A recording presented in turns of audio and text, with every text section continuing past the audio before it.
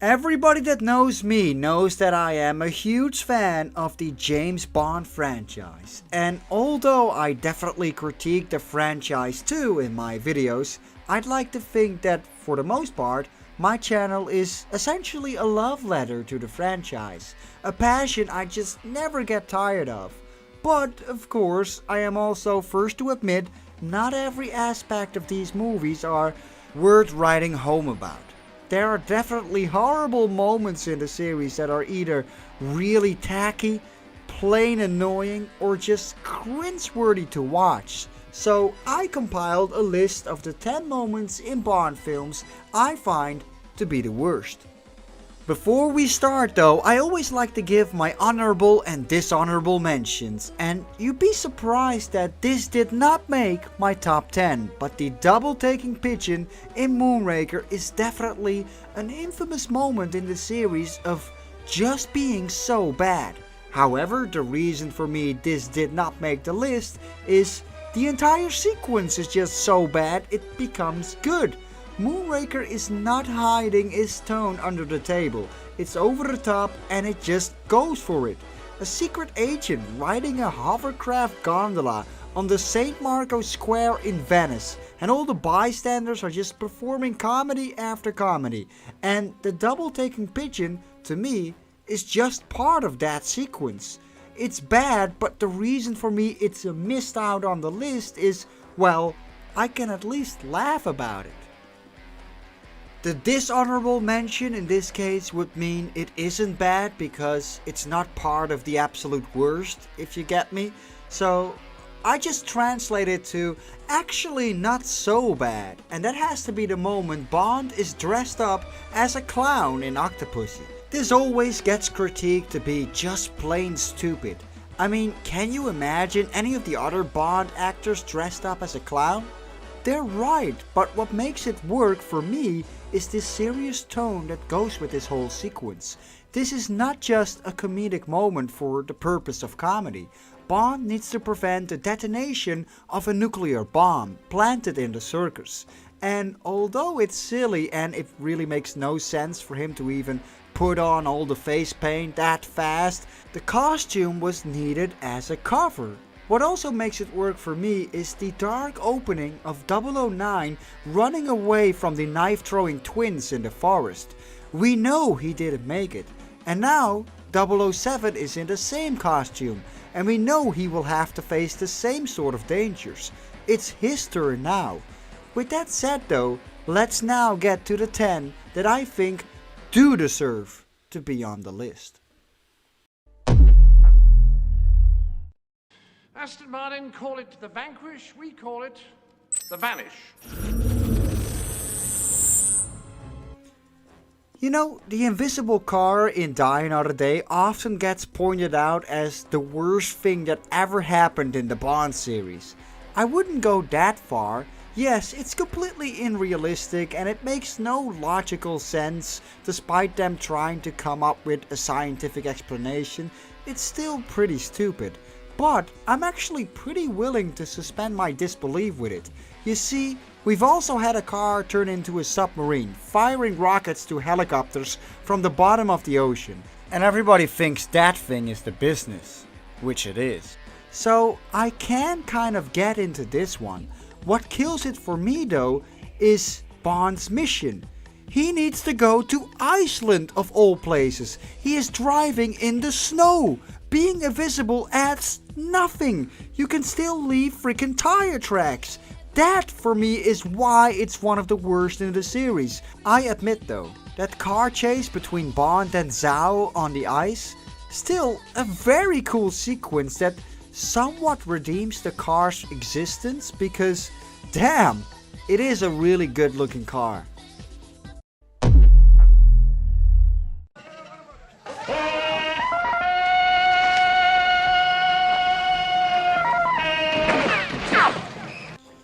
Yes, the Tarzan yell in Octopussy, a brief stupid moment in an otherwise very enjoyable Bond film.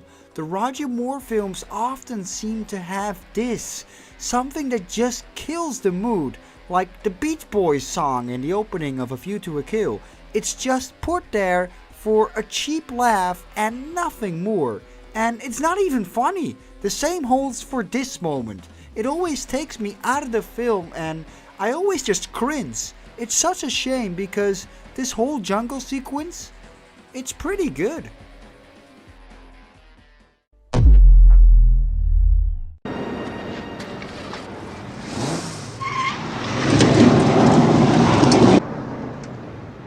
This never happened to the other fella. This to me is one of the most stupid, fourth wall breaking jokes in the series that I just wish was never made as a joke. Why couldn't Bond just make some double innuendo joke instead, like, now that's a cougar I'd like to ride? But no, Lazenby is clearly referring to Sean Connery as the other fellow. And then looks directly into the camera too. It just takes you straight out of the movie. Not only does this spark the ridiculous codename theory that weekend Bond fans like to support, it's also just cringe-worthy. Of course, fans try to repair the damage by stating he could be referring to Prince Charming from Cinderella as he's holding the shoes and this never happened to that dude, but he also just looks straight into the camera, like, did you get it? The damage has already been done. I know the story behind this line of Lazenby often saying this line on set, referring to Connery, but having fun on set shouldn't have to be shoehorned into the movie because, you know, none of us were actually present at the set to get the joke. What were they thinking?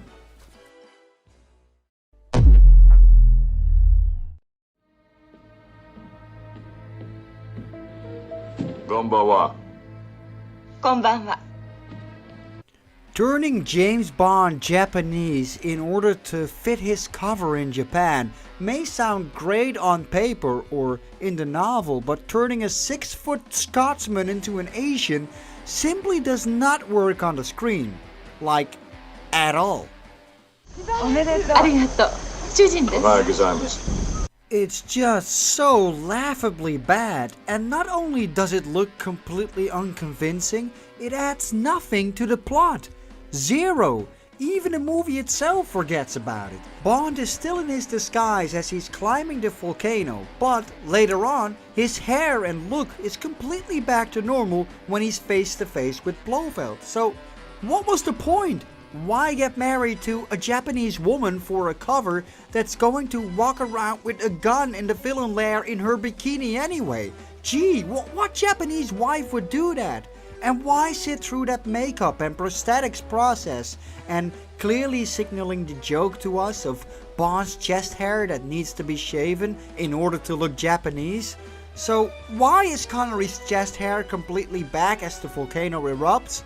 Why does a hollowed out volcano even have lava? And why does... Alright, you know, you get the point. It's just plain stupid.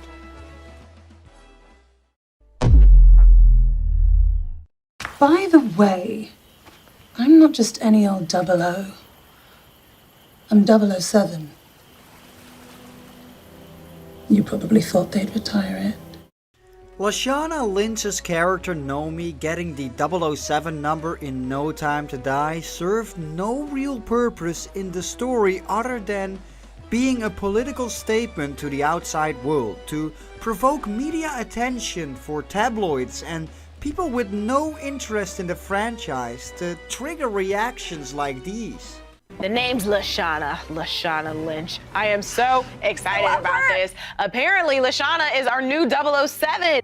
There was no reason to do this. Sure, you could argue, what does it matter? Bond's number gets reinstated later on in the movie anyway.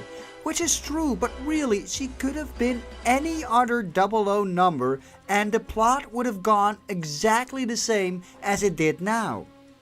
There was no reason to take the beloved 007 number that is just synonymous with James Bond other than to say, look, we got a strong independent woman of color as our new 007. The media loved it. Even if some fans think of this differently than I do, I can safely say no Bond fan had this decision on their wish list.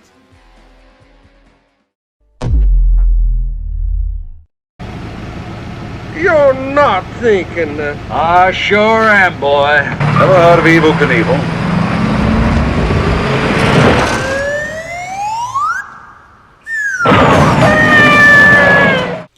The Man with the Golden Gun's signature corkscrew stunt still is one of the most impressive stunts ever pulled off in the franchise, and the slide whistle sound effect still is one of the most infamously bad sounds to ruin this brilliant stunt. Just why? Why did they have to ruin such an impressive stunt for a cheap laugh? I never liked it as a kid, and I never liked it as an adult. It's just such a shame. I'm pretty sure even John Barry regretted this decision in retrospect. I truly wonder how the stuntman must have felt seeing his stunt on the big screen, putting in all that effort, balls and energy into perfecting this only for it to be butchered by a stupid sound effect. What a shame.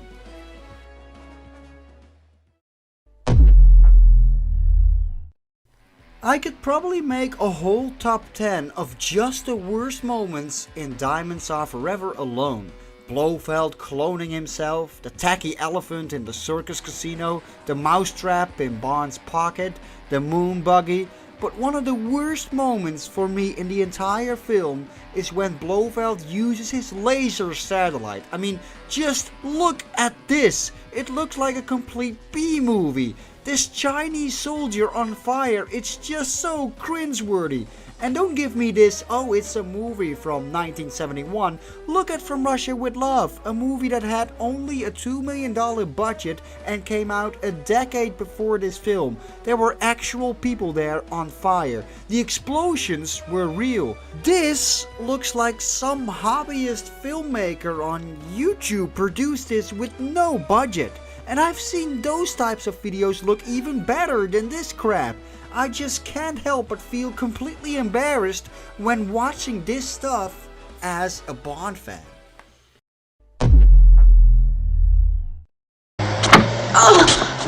Well, well, well, look what the cat dragged in. Speaking of Diamonds Are Forever, topping the bill for me as the worst moment in that film is Blofeld in drag. I mean, what? This is supposed to be Bond's arch nemesis. The big one. The one responsible of the death of his wife in the previous movie. Remember his sinister, faceless introduction in From Russia with Love? His menace, his presence. How on earth did that character go from that to this? Why? There's just no excuse. What were they thinking when they made this? Can you imagine any other male Bond villain being depicted as this? It's still one of the worst, most stupidly tacky moments in the entire series for me, just for the sake of a cheap laugh.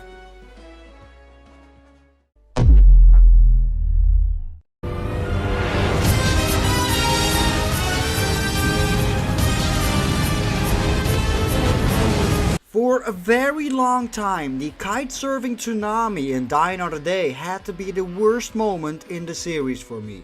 What puts this over the Blofeld in drag for me is, I am pretty sure they were that serious with this stuff. Even back in 2002, already the CGI just looked so dated in this sequence. A series famous for its live-action stunts reduced to this computer-generated nonsense. It's even worse that the movie opens up with a genuine surfing sequence that is pretty well done. It's like two completely different movies. I'm sure Brosnan worked hard standing in front of that green screen and stuff, but even he reflected how stupid this was in retrospect. Right, Brosnan, we're going to do kite surfing. Tsunamis today. Kite surfing, a tsunami. Oh.